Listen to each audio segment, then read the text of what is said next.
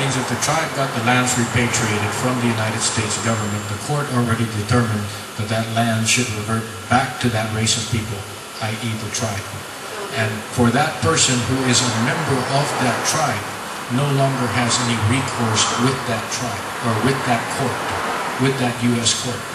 Okay, that person, if that person feels that they should have retained ownership of that land, would have to take it up with the tribal council and the tribal courts. But it would go back to, say, saying the type of family. No, it would go to the tribe. It would go to the tribe as a whole. But that would it's be only right for the tribe to give back the type that of would be determinable by the council and by the Constitution written by the council, which would then be interpreted by the tribal court.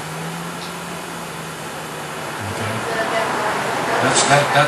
No, that's not up to me. That's up to whoever the council is going to be that writes the Constitution.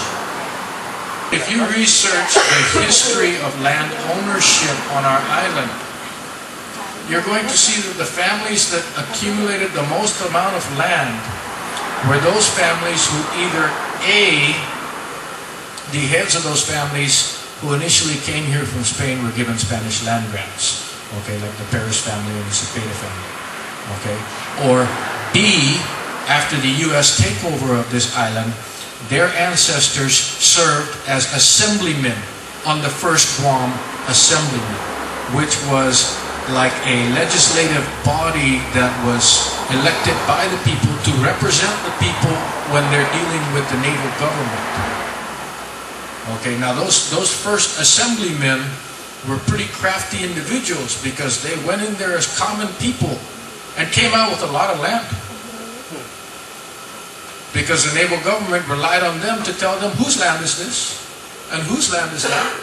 The assemblymen can read and write English very well. Which is the reason why they were selected as assemblymen. And some of those assemblymen later became judges. Okay? I can mention names, but I'll leave names out of it. Let's just say that a lot of those families went into there with no land and came out with a lot of land. So let's not talk about land ownership, because we can really review the records and go all the way back into the Spanish time and land ownership, and that is still not going to justify the fact that our original culture, everybody owned the land. No one individual owned any one piece of land on our island. The land belonged to everybody, and it was up to the Magalahi of that district who used the land in which areas of that district. That is our culture. So without proper documents, you're out. It becomes the property of the tribe used for the benefit of all.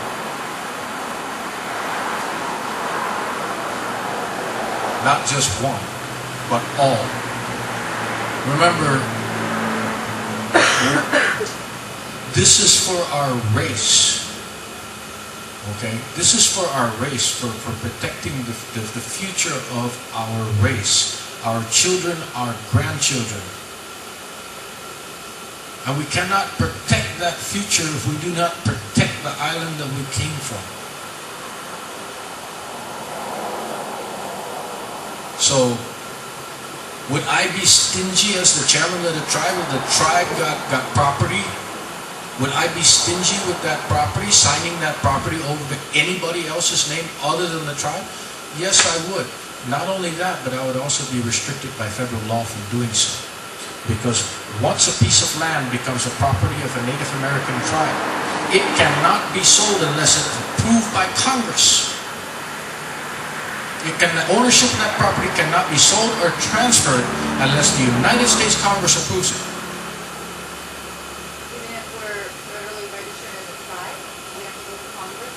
To sell land, you better believe it. You better believe it. That's right. Preservation. So the people will always benefit. So the land will always be there for the future generations. The land is protected, not only under tribal law, but under federal law. So Juan Malamanga cannot claim ancestral land and go get this land and turn around and sell it to Yamashita or whoever. Because Juan doesn't have any kids. No, that land will stay for the people of this island. If Juan Malamanga owns that land personally, then he can sell that land personally. That's his business. But if the tribe owns the land, it cannot be sold. Now, When the tribe buy land, Yes. and buy land that's owned by foreigners on our island, Yeah, Buy it back. buy it back? yes. Okay. Yeah. The tribe can form private corporations and it can buy lands. Now understand that the tribe can even buy lands off this island. And those tribal lands that are purchased off this island by a tribal corporation would not fall under the same federal laws as those lands on this island. Because these are what is called tribal lands. well, the biggest question that a lot of people, when I talk about this, which puts them in a big fear, is that we're going into a different form of government. How long would it take to form such a government? And how efficient would it be? Well, we're not talking about something that will happen overnight. We're talking about something that is going to take from the time you become federally registered. It's a process that is going to take years. Okay? Let's start with the fact that the first thing that happens is the Department of Interior, Bureau of Indian Affairs sends over an army of people to teach us how to govern ourselves, to teach us how to form our own government and govern ourselves. And then when they feel that they've already taught us all we need to know, then they step back and for 3 years we're monitored. Okay? We're tutored and we're monitored for 3 years. We go through a probationary period where we're completely answerable to them. Now, if after those 3 years we have successfully managed to govern ourselves, then they step back and allow us to govern ourselves. If we have not succeeded in successfully governing ourselves, then they continue with their tutelage until we do. So, another question. A lot of questions that always comes to me when I talk about this to other people. Would we be the same situation as the Indians in the United States, where they say the federal government has forgotten them? Is that because they have mismanaged?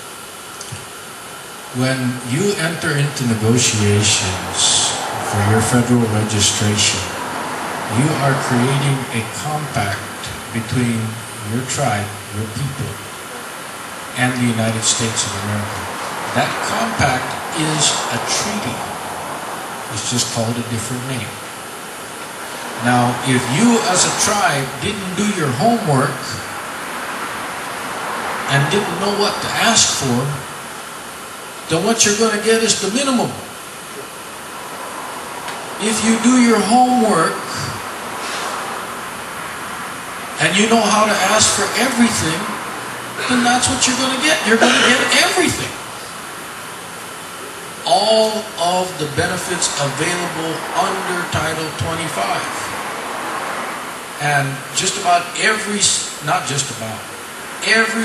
problem that we have encountered in this island is listed under Title 25. From the dump to the healthcare to the schools. Even to the commercial aspect. Even the agriculture. Marketing, tourism. Even that is listed under Title 25. So it's all written out already. Yes. Just pick which one you like. You just pick which one you like. How about all?